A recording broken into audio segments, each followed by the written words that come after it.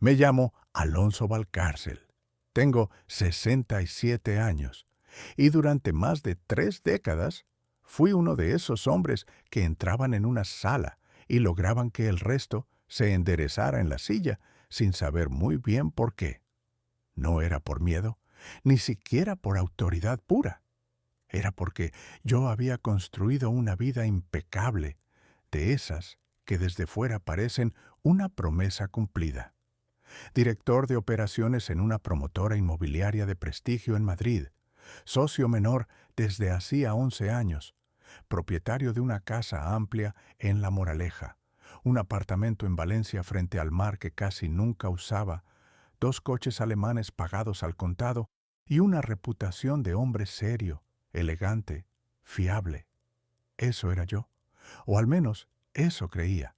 La mañana en que todo se rompió, había firmado el último documento de mi salida.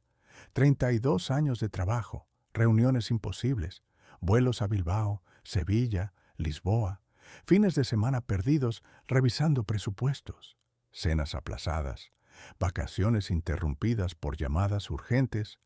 Todo eso se convirtió en una cifra que el director financiero deslizó hacia mí con una media sonrisa de respeto, una indemnización, bonus de permanencia y liquidación acumulada que, sumados, me garantizaban una jubilación holgada, más que holgada, una vejez de esas que la gente imagina cuando dice, ya podría yo llegar así. Recuerdo haber cogido la carpeta de piel, haber notado el peso físico del papel y haber pensado en Teresa. Pensé en su cara cuando le dijera que por fin podríamos irnos una temporada al norte, alquilar una casa en San Sebastián, comer bien, dormir mucho, vivir despacio, sin horarios, sin sobresaltos. Pensé incluso en abrir esa pequeña galería de arte contemporáneo que ella siempre decía que le habría gustado tener, aunque nunca se atrevió. Conduje de vuelta a casa antes de tiempo, sin avisar, con esa satisfacción tranquila que tiene un hombre cuando siente que, pese a todo, ha cumplido. Madrid estaba limpio tras una lluvia corta, el cielo gris claro, las aceras brillando, y yo iba escuchando una emisora de jazz con la ventanilla apenas abierta, como si el aire de esa tarde me perteneciera. Al llegar, me sorprendió ver el coche de Teresa dentro del garaje. A esa hora solía estar en Pilates o tomando café con alguna amiga en el viso. Sonreí. Mejor, pensé, así se lo digo en persona. Abrí la puerta con mi llave, dejé el maletín sobre la consola del recibidor y entonces escuché una voz. Su voz. Venía de arriba, del despacho pequeño que habíamos montado durante la pandemia y que después ella había seguido usando para organizar sus cosas. No me inquietó al principio. Lo que me detuvo no fue oírla hablar, sino el tono. Ese tono bajo, íntimo, casi juvenil, que una mujer no usa cuando llama a su hermana, ni a su peluquera, ni a la presidenta de la comunidad. Me quedé quieto al pie de la escalera, con una mano aún apoyada en la barandilla. No, cariño, te estoy diciendo que ya está. Él firma esta semana, o la próxima como mucho. En cuanto entre el dinero, su abogado intentará proteger una parte. Pero si hacemos esto bien, la mitad no nos la quita nadie. Y si encontramos la forma de demostrar que yo renuncié a mi carrera por él, puede ser más. Durante unos segundos no entendí las palabras. Las oí, sí, pero no entraron en mí. Rebotaron, como si hubieran sido dichas en otra lengua. Después llegó el golpe, seco, brutal, sin transición. Mi mujer, mi esposa de 31 años, hablando de mí como si yo ya fuera un anciano despistado al que solo faltaba rematar. Hablando de la mitad, hablando de nos. Recuerdo que noté un sabor metálico en la boca. Me temblaron los dedos. No subí. No hice el ruido más mínimo. Mi primer impulso fue irracional, animal. Subir de dos en dos. Arrancarle el teléfono. pedir nombres, explicaciones, gritarle como no le había gritado a nadie en mi vida. Pero hay momentos en los que algo frío, mucho más fuerte que el orgullo, te agarra de la garganta y te obliga a pensar. Y yo pensé en el dinero, pensé en la carpeta que había dejado abajo, pensé en que Teresa no sabía que yo estaba allí, pensé en que, si me estaba traicionando, la peor decisión posible era avisarle de que la había descubierto. Me obligué a respirar despacio, retrocedí sobre mis propios pasos, cogí el maletín, salí de casa y volví a cerrar la puerta con un cuidado casi ridículo, como si aún protegiera algo. Conduje sin rumbo durante 15 minutos hasta acabar en una cafetería discreta cerca de Plaza de Castilla, una de esas donde los camareros llevan años viendo fracasar matrimonios, empresas y dietas sin intervenir jamás. Me senté en una mesa del fondo, pedí un café solo y no lo toqué.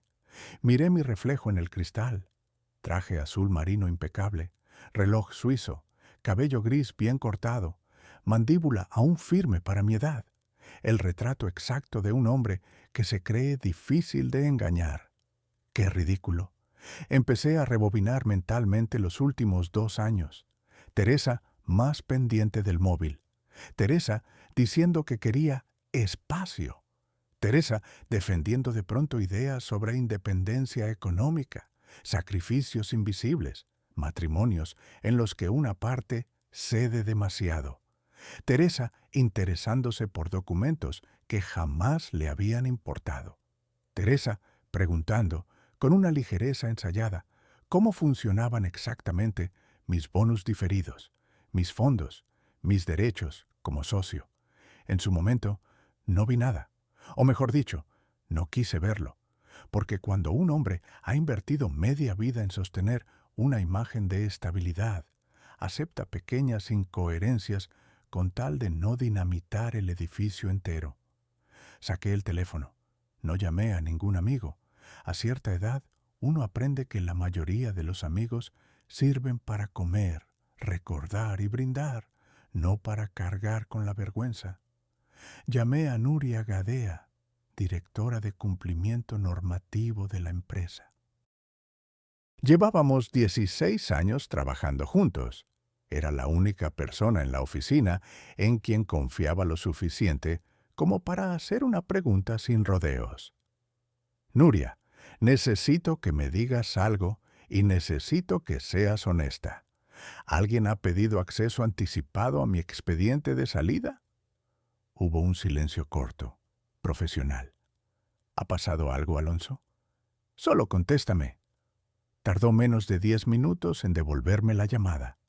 Esta vez su voz ya no sonaba neutra. Tu archivo se consultó hace 2 días desde Recursos Humanos. No debería haber ocurrido. Y hay algo más. Se reenvió un extracto a un correo externo. Sentí un escalofrío limpio, casi elegante, recorrerme la espalda. ¿A quién? A un despacho llamado Salvatierra Consultores Patrimoniales. Ese nombre no me dijo nada al principio. Lo busqué mientras seguía al teléfono y la web apareció en segundos. Planificación financiera en procesos de separación, optimización patrimonial predivorcio, estrategia legal coordinada, protección de activos.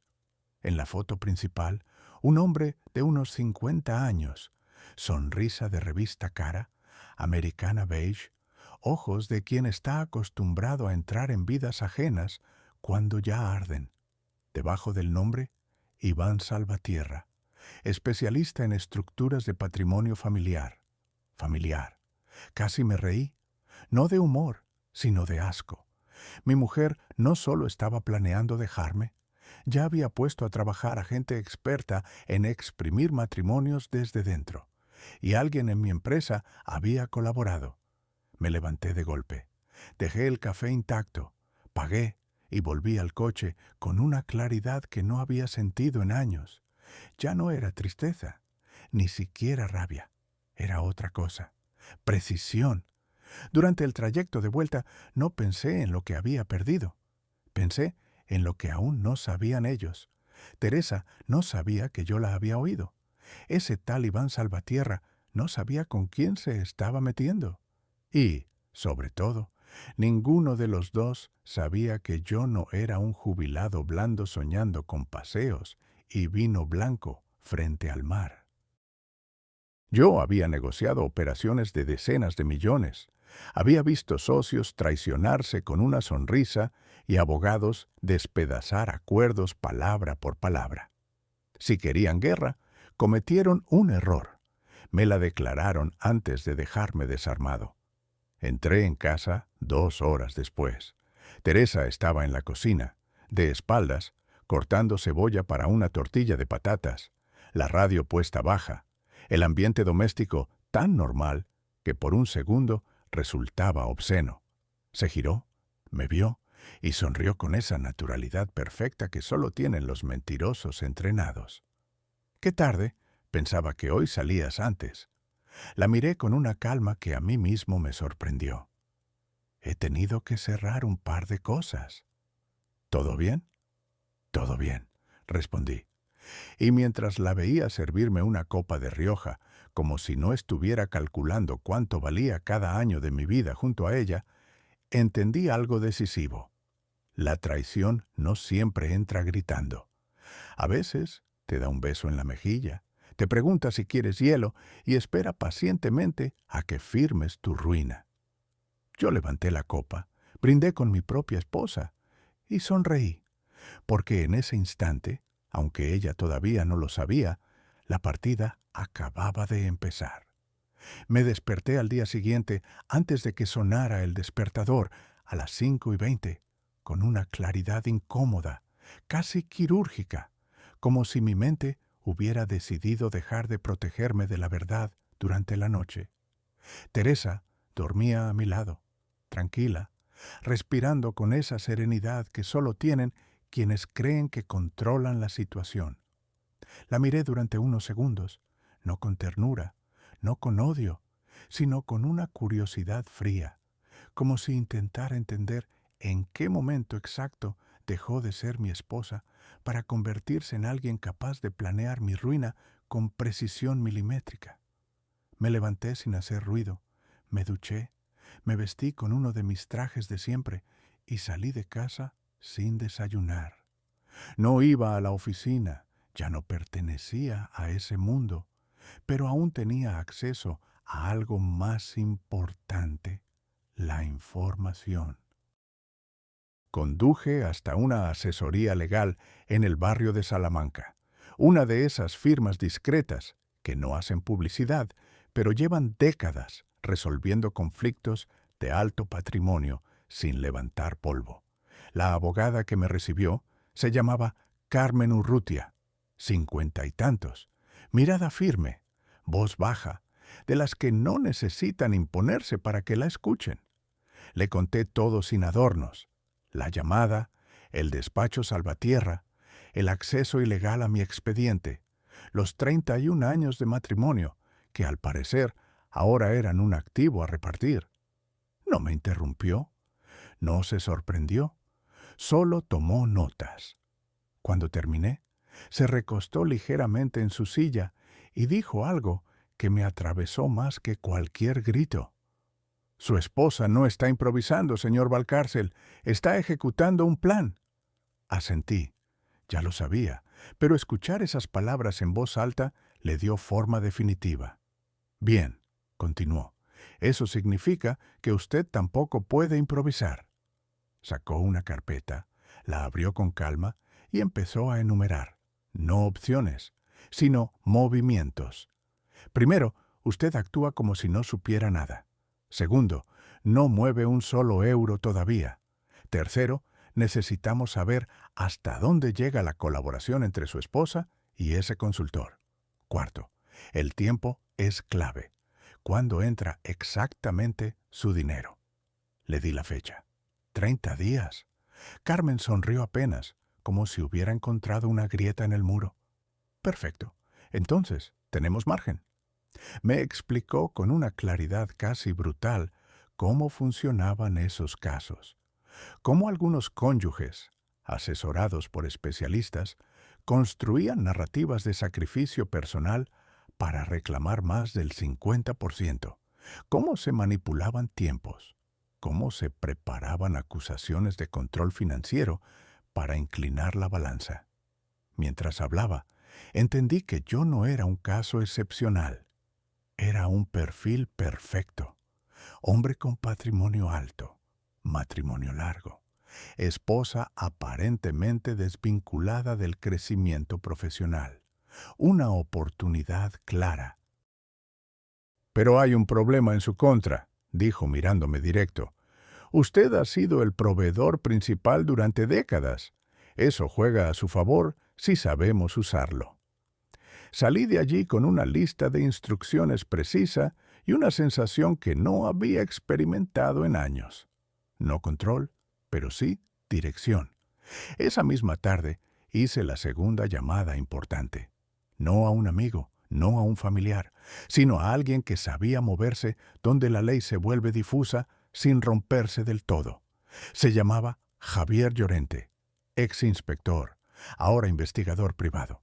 Le di el nombre, Iván Salvatierra. Le di los datos de Teresa. No hizo preguntas innecesarias. «Le llamo en unos días», dijo. Volví a casa con la máscara perfectamente colocada. Teresa estaba en la terraza, con una copa de vino blanco, viendo el atardecer como si la vida fuera exactamente como la habíamos planeado. «¿Todo bien?», preguntó. «Todo en orden», respondí, y lo dije sin mentir del todo, porque, por primera vez en mucho tiempo, todo empezaba a estarlo.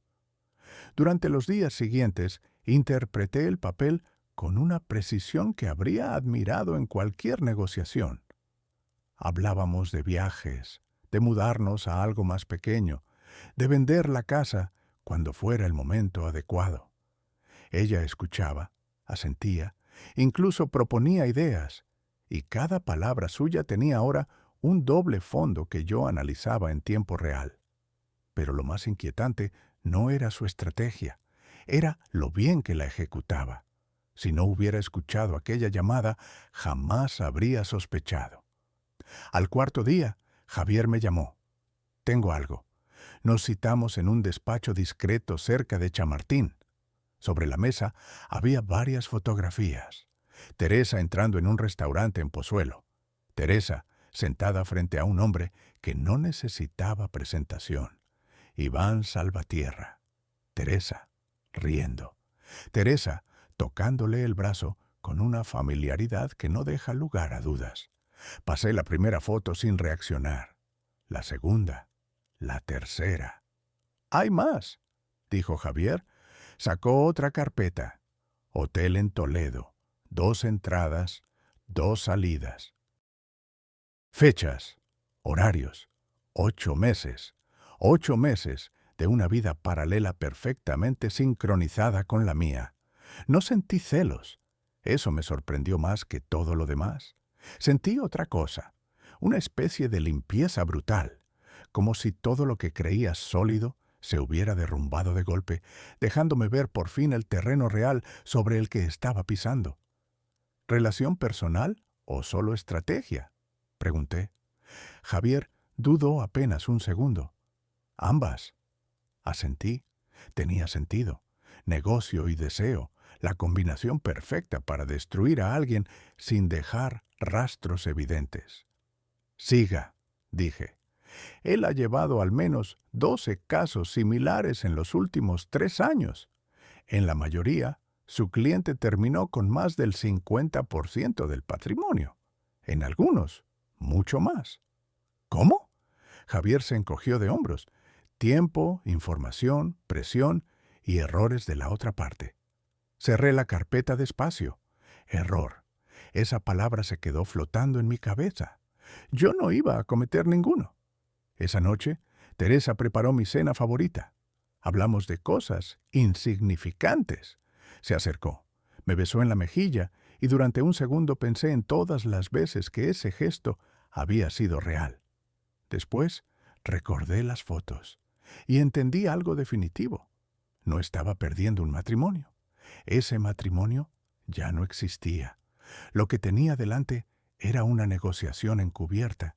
Y yo, por fin, había dejado de ser la parte ingenua. Mientras me acostaba, con Teresa respirando a mi lado como si nada, repetí mentalmente una sola idea, una y otra vez, hasta que se volvió certeza. No se trata de descubrir la traición, se trata de decidir qué haces cuando ya la has visto. Y yo ya había decidido. Los días siguientes dejaron de ser días y se convirtieron en movimientos, en decisiones medidas al milímetro, en una partida que ya no tenía nada que ver con el matrimonio y todo con la supervivencia. Yo seguía viviendo en la misma casa, durmiendo en la misma cama, compartiendo desayunos y conversaciones ligeras con Teresa, pero cada gesto, cada palabra, cada silencio tenía ahora un significado distinto. Ella hablaba de vender la casa en un par de años, de reorganizar nuestras finanzas, de viajar más antes de hacernos mayores. Y yo asentía, sonreía, incluso proponía detalles, mientras en mi cabeza cada frase se descomponía en intención, en cálculo, en estrategia. La diferencia era simple y brutal. Ella creía que yo aún era previsible. Yo sabía que ella ya no lo era. Carmen había sido clara. El tiempo era el factor decisivo y el dinero, cuando llegara, no podía permanecer ni un solo día expuesto. Así que, durante esas 2 semanas previas a la transferencia, cada paso tenía un propósito. Abrí una estructura fiduciaria a través de un vehículo legal perfectamente sólido, algo que en circunstancias normales jamás habría considerado necesario, pero que ahora era la única forma de proteger lo que había construido durante toda una vida. Firmé documentos que ni siquiera sabía que existían antes de esta historia. Delegué temporalmente decisiones en una entidad externa y dejé preparado el mecanismo para que, en el instante exacto en que el dinero entrara en mi cuenta, desapareciera de su alcance sin dejar margen de reacción. No era ilegal, era inteligencia aplicada. Mientras tanto, Javier seguía trabajando. Cada 2 o 3 días me enviaba actualizaciones, fotografías nuevas, registros de llamadas, horarios. Teresa e Iván no se estaban escondiendo con especial cuidado, y eso me decía mucho más que cualquier imagen. Confiaban. Confiaban en su plan, en su ventaja, en mi supuesta ceguera. Una tarde, Javier me llamó con un tono distinto. Creo que esto le interesa especialmente. Nos vimos esa misma noche. Sobre la mesa, un dossier más grueso que los anteriores. Lo abrí y ahí estaba el siguiente nivel de la traición. No solo se trataba de un divorcio planificado. Había documentos internos, borradores de declaraciones, esquemas detallando cómo construir una narrativa de abandono emocional por mi parte, de control financiero, de sacrificio personal por parte de Teresa. Frases preparadas, fechas ajustadas, e incluso sugerencias de testigos. Era una arquitectura completa, diseñada para desmontarme pieza por pieza en un juzgado. «Esto no es improvisado», dije en voz baja. «No», respondió Javier, «esto es profesional». Pasé las páginas una a una, sintiendo algo que ya no era rabia, ni dolor, ni siquiera decepción. Era reconocimiento. Yo había trabajado toda mi vida construyendo estructuras complejas, proyectos donde cada detalle importaba. Y ahora, alguien había construido una estructura igual de precisa para destruirme. Cerré el dossier y levanté la vista. «Perfecto», dije. Javier frunció el ceño. «¿Perfecto?», asentí. Ahora sé exactamente a qué me enfrento. Esa noche, al volver a casa, encontré a Teresa revisando algo en su portátil. Al verme, cerró la pantalla con naturalidad. «Estaba mirando opciones de inversión», dijo con una sonrisa suave. «Para cuando te jubiles». La miré un segundo más de lo habitual, no por sospecha, sino por comprensión. «Buena idea», respondí, y en ese instante entendí el último elemento que me faltaba. Ella ya estaba pensando en el después, no en nosotros, en el reparto, en su nueva vida, y eso significaba que estaba más cerca de ejecutar su movimiento final. Los días siguientes aceleraron. Recibí la confirmación oficial de la transferencia. Fecha exacta, hora estimada. Carmen ajustó todo el plan a ese momento. «El mismo día», me dijo. «Todo cambia. Pero hasta entonces, usted no existe». Y yo desaparecí. Seguí actuando como siempre, pero por dentro ya no había rastro del hombre que había entrado en aquella casa creyendo en su matrimonio. Ahora solo había alguien que observaba, calculaba y esperaba. 3 días antes de la transferencia, Teresa hizo algo que podría haber pasado desapercibido si yo no hubiera estado atento.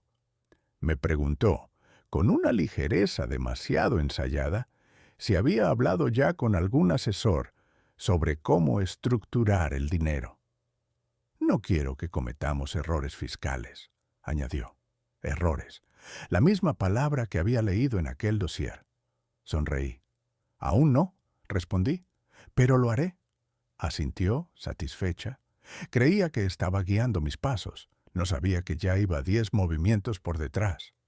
Esa misma noche, mientras cenábamos, mencionó de forma casual a una amiga que había pasado por un divorcio complicado y cómo había sido importante hacer las cosas bien desde el principio. La miré mientras hablaba, mientras tejía esa red de normalidad sobre algo que ya estaba completamente roto. Y por primera vez, desde que empezó todo, sentí algo cercano a la compasión, no por ella, por la versión de mí que había creído en todo aquello. La transferencia llegó un martes a las 9:17 de la mañana.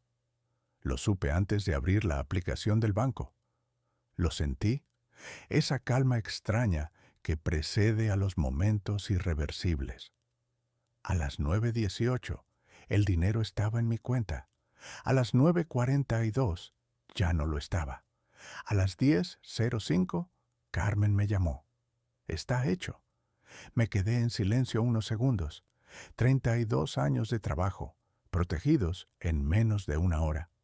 A las 13:30, mientras Teresa almorzaba con una amiga en el centro, un mensajero entregaba en nuestra casa un sobre certificado a su nombre.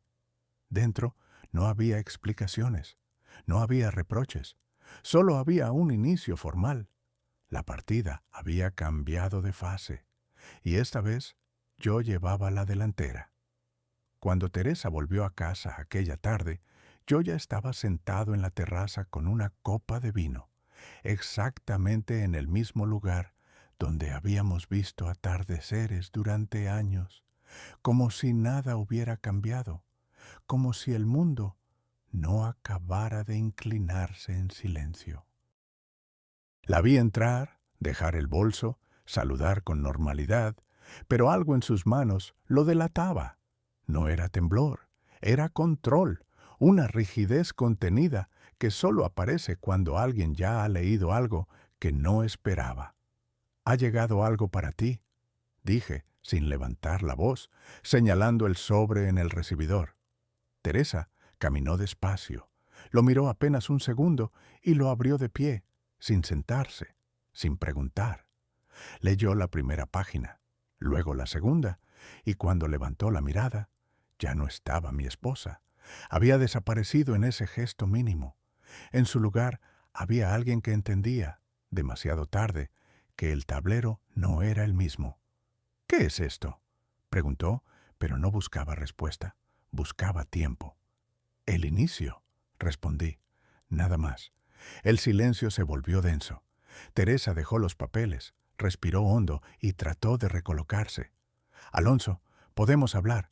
No hace falta hacer esto así». La miré con calma. Ya está hecho. Dio un paso hacia mí. No sabes todo lo que pone ahí. Sonreí apenas. Sé más de lo que crees. Esa frase fue suficiente. Vi el momento exacto en el que su mente empezó a reconstruir todo. ¿Desde cuándo?, preguntó. Desde antes de que tú creyeras que tenías el control. Teresa retrocedió. Por primera vez en muchos años no sabía cómo moverse. Y lo sabía. Aquella noche no cenamos juntos. No hubo gritos, solo distancia. A la mañana siguiente, Carmen recibió la llamada del abogado de Teresa. Yo estaba presente, escuchando. El tono del otro lado intentaba mantenerse firme, pero había una grieta evidente. No estaban preparados. «Queremos revisar los activos», dijo. «Hay derechos que deben respetarse». Carmen no se apresuró. «Por supuesto», respondió con calma. «Por eso hemos iniciado el proceso nosotros». Hubo una pausa. Luego, la pregunta inevitable. «¿Y la indemnización?». Carmen sonrió levemente antes de responder. «No forma parte del patrimonio común». El silencio que siguió fue más largo, más pesado. «Eso se puede discutir», insistió el abogado de Teresa.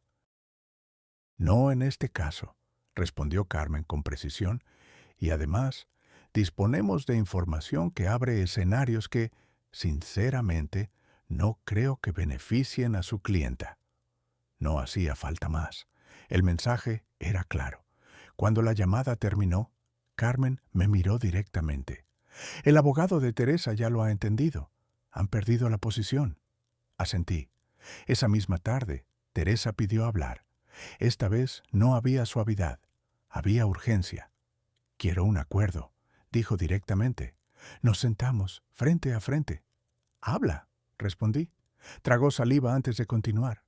«La casa, los ahorros, podemos dividirlo de forma justa». Repetí la palabra con calma. «Justa». La miré a los ojos. «¿Qué es justo, Teresa?». Dudó. Solo un instante. «Lo que nos corresponde a ambos». Negué despacio. «No». Mi voz no fue dura, pero sí definitiva. Lo justo habría sido no planear cómo quitarme todo. Esa frase cayó entre nosotros como un cierre. Ya no había narrativa que sostener. Teresa bajó la mirada. Por primera vez, no tenía respuesta. Y en ese instante entendí que la partida no se ganaba destruyendo al otro, sino dejando claro que ya no había forma de manipular la realidad. Afuera, el sol seguía cayendo sobre el jardín como cualquier otro día. Pero dentro de esa casa, todo había terminado, y lo único que quedaba era cerrar la historia. El acuerdo llegó antes de lo que esperaba, pero no antes de lo que había previsto. 48 horas después, el abogado de Teresa aceptó casi todo. La indemnización quedaba fuera, la casa se vendería, los activos se repartirían en condiciones que ya no eran favorables para ella. Teresa no peleó, y eso lo confirmó todo. No era dignidad lo que la detenía, era miedo. Nos vimos por última vez en el despacho de Carmen. Todo fue rápido, limpio, frío. Firmas, papeles, silencios. 31 años convertidos en tinta. Teresa evitaba mirarme. Yo no la buscaba. Ya no había nada que sostener. Cuando terminamos, se levantó primero, dudó y habló. No salió como esperábamos. Me quedé quieto. ¿Esperábamos?, repetí. Esa palabra la traicionó más que todo lo demás. Cerró los ojos un segundo. Demasiado tarde. «Alonso», empezó. Levanté la mano. «No». Y entonces, por primera vez, dejé de jugar. Lo sé todo. Sin matices, sin estrategia. Solo verdad. La vi romperse por dentro, no con lágrimas, sino con ese vacío que aparece cuando alguien entiende que ya no puede mentir. El restaurante en Pozuelo, el hotel en Toledo, las llamadas, los documentos. Cada palabra era un cierre. No era solo un divorcio, Teresa. Era un plan, una estrategia, una traición completa. El silencio cayó pesado. Y entonces ocurrió. No se defendió, no lo negó. Dio un paso atrás y por primera vez dijo la verdad sin disfraz. No era solo dinero, murmuró. Tú ya no estabas, solo trabajabas. Él al menos me veía. No fue un ataque, fue peor. Fue una justificación y en ese instante entendí todo. No se trataba solo de dinero, se trataba de elección, de alguien que, teniendo una vida construida, decidió destruirla desde dentro. La miré sin rabia, sin dolor, solo con claridad. No, dije despacio, él no te veía, él te enseñó a traicionar mejor. Esa frase la dejó sin aire, porque era verdad, porque en ese momento ya no quedaba nada que defender. Teresa bajó la mirada. No hubo respuesta. No había ninguna posible. No perdiste dinero, añadí con calma. Perdiste algo que no vas a poder recuperar. Se giró y salió sin despedirse. Y no hizo falta, porque el final no estaba en la puerta que se cerraba. Estaba en ese instante, cuando la verdad deja de necesitar pruebas. Los meses siguientes fueron simples. Vendí la casa. Me mudé a un lugar más pequeño, más silencioso. El dinero estaba protegido, creciendo, cumpliendo su función. Darme tiempo. Tiempo para reconstruir. Tiempo para entender. Javier me llamó semanas después. Iván Salvatierra había desaparecido. Denuncias. Patrones repetidos. Gente hablando. No sentí satisfacción. Solo equilibrio. Como si todo hubiera encajado sin necesidad de venganza. Meses después, una mujer me escribió. Decía estar con él. Había encontrado mi nombre. Quería saber cómo terminaba mi historia. Le di el contacto de Carmen. Nada más. Porque hay lecciones que no se explican. Se viven. Hoy, cuando miro atrás, no recuerdo el día que lo perdí todo. Recuerdo el día que dejé de perder, porque la traición no te destruye cuando ocurre, te destruye cuando no haces nada con ella. Yo elegí otra cosa, elegí ver, elegí actuar, elegí no convertirme en víctima de una historia escrita por otros, y al final eso fue lo único que importó. No el dinero, no la casa, no el acuerdo, sino el hecho de que, cuando llegó el momento, no firmé mi ruina. Firmé mi salida,